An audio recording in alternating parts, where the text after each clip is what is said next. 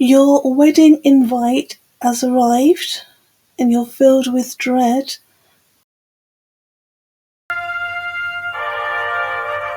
Welcome back to Etiquette UK.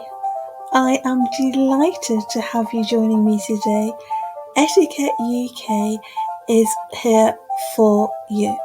And if you're looking to find me and when I'm not here, please try me on Instagram. Leave me a DM if you need to. I look forward to that.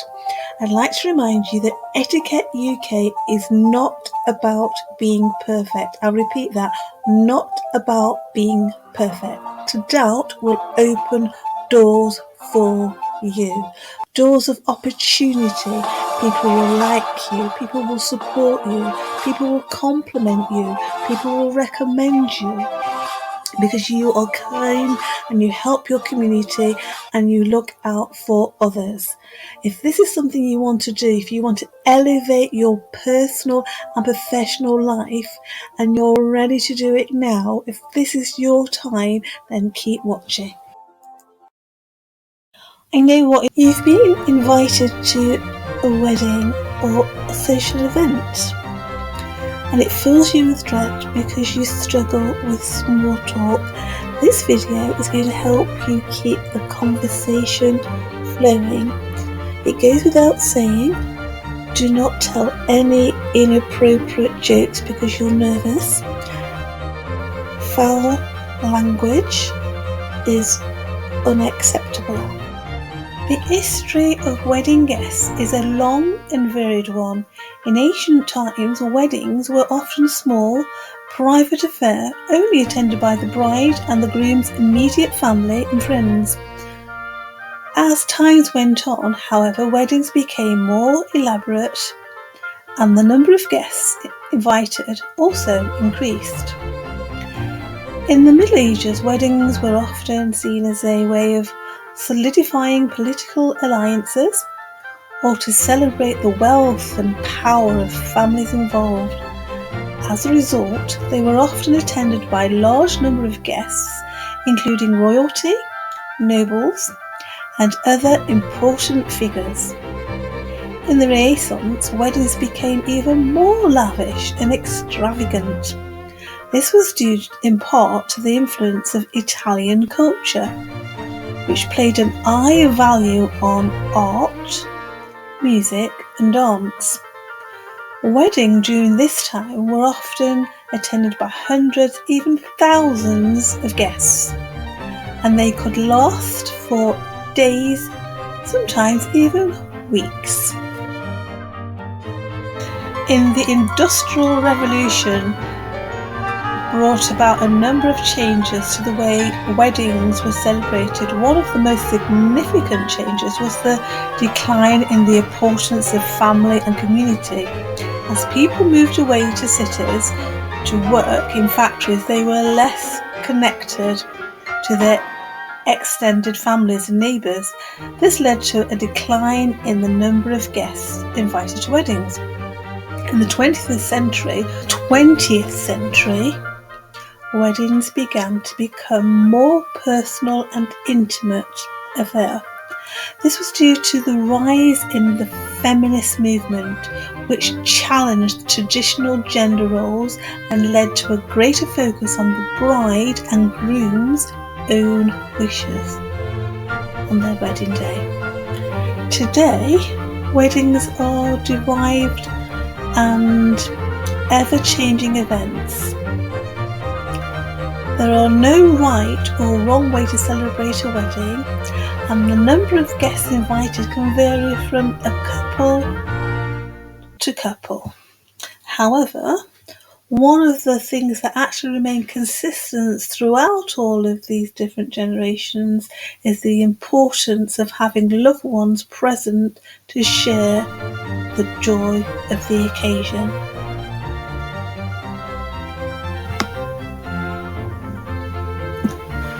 So when you're attending a wedding as a wedding guest, your invite is because they want you to celebrate the couple's love and commitment to each other They want you to offer support and congratulations to the bride and groom.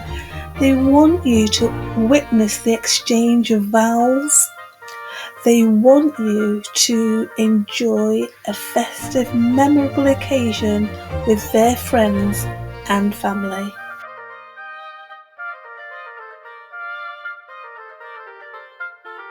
In COVID-19 pandemic in 2020, I think it was the first time in history that weddings and wedding guests were not allowed to take place. And then when that was finally lifted, imposed restriction on gatherings, and that also included weddings. For example, the United States wedding limited were to 50 guests or fewer, and in the United Kingdom I think it's around 30 guests or fewer. So after all this, it's clear to see that weddings are definitely a time of celebration and joy, but they can also be a bit overwhelming, and there's so many people to meet and so many things to see and do. It can be hard to know what to say or how to act, and if you're not sure how to make small talk, especially at a wedding, well, I've got a few tips for you. So here we go. The ultimate guide. Start with a compliment. Everyone is dressed up at a wedding, and so it won't be difficult to start a conversation just by complimenting someone on their outfit, with their hair or the jewellery, and that's a real easy icebreaker to start a conversation. You could ask a question, and people love to talk about themselves, so just ask lots of questions. I wouldn't do the obvious one, what do you do for a living? You don't want to know what people's jobs are. They're there to enjoy themselves and don't want to go down work mode. So it could be about hobbies or travels, if they booked a holiday yet this year, where they're going to. Try and find some common ground and look for something that you both have in common, and it's going to make it so much easier to talk about your shared interest. And obviously you've got something in common straight away because you're friends of the bride and groom. Maybe you're friends with both of them, or one or the other, and just talk about how you know the bride and groom and your experience with them. But the most important thing is to keep it positive, keep it upbeat. No one wants to talk to somebody who is at the wedding. Always keep in mind that you want to be respectful, because you are talking to people that can potentially be related to the bride or the groom, so you don't want to say anything that could potentially upset the family of the wedding. Hopefully there's someone there to introduce you to people who you don't know, but if that's not the case, then do introduce yourself.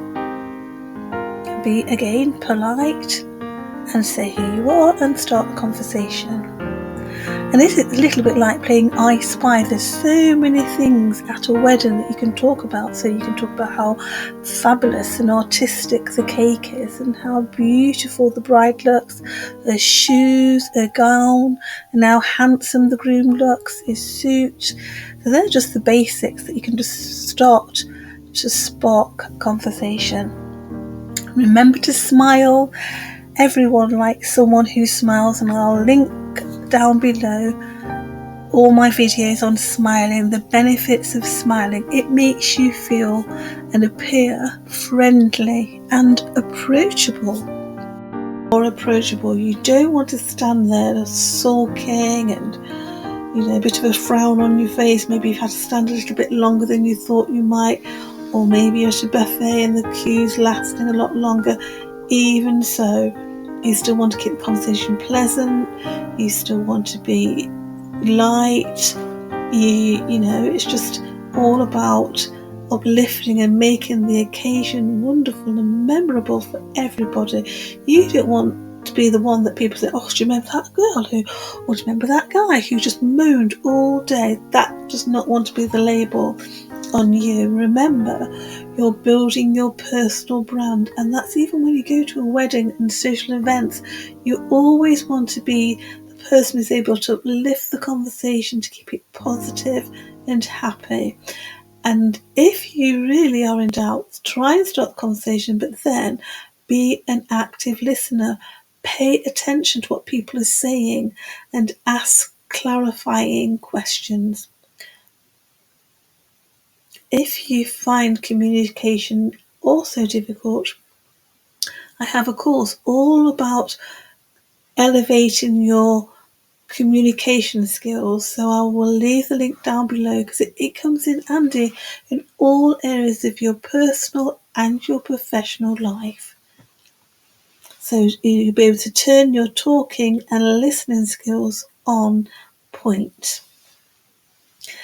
And if you're going to end a conversation, do it gracefully. If the conversation starts to lag, thank the person for, speaking with you, and then move on to somebody else. Say, it was been so lovely to meet you. I'm just going to go and speak to so-and-so, or I'm just going to pop to get a drink, or whatever it needs to be to make a polite. I'll leave a link down below that you can actually have with you so you can follow along and just make it a little bit easier for you to make small talk at a wedding without feeling awkward or uncomfortable. But just remember, be yourself. That's why you've been invited. Be positive, be respectful, and that way you will make a good impression. I'll just quickly touch on some of the things that you really shouldn't be talking about at a wedding.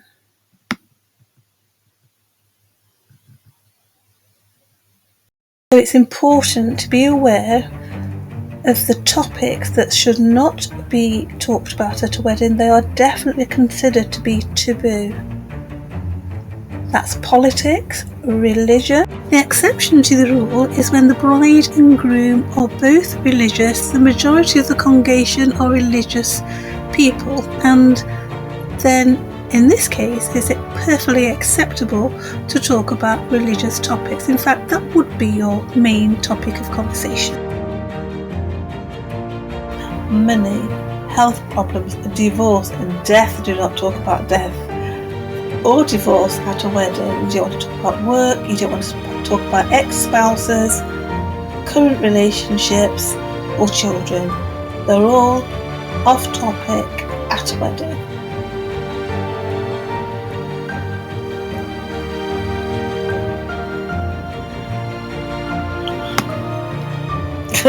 I know when you read it like that you think, my goodness, what can I talk about? I haven't got a clue.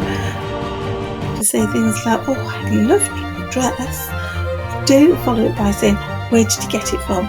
This is not an Instagram get together. You're not going to be leaving a link down below, and it's not in polite society, you would never ask anyone where they purchased their outfit. And this is in fear of embarrassing someone or making them feel uncomfortable.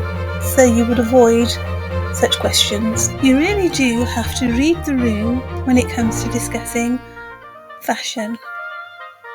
For some, you may cause them to internally roll their eyeballs, thinking this is a very insignificant topic.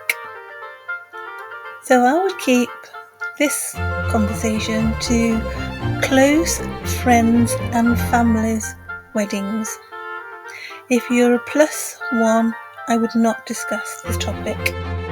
A great icebreaker is talking about what people do as a job.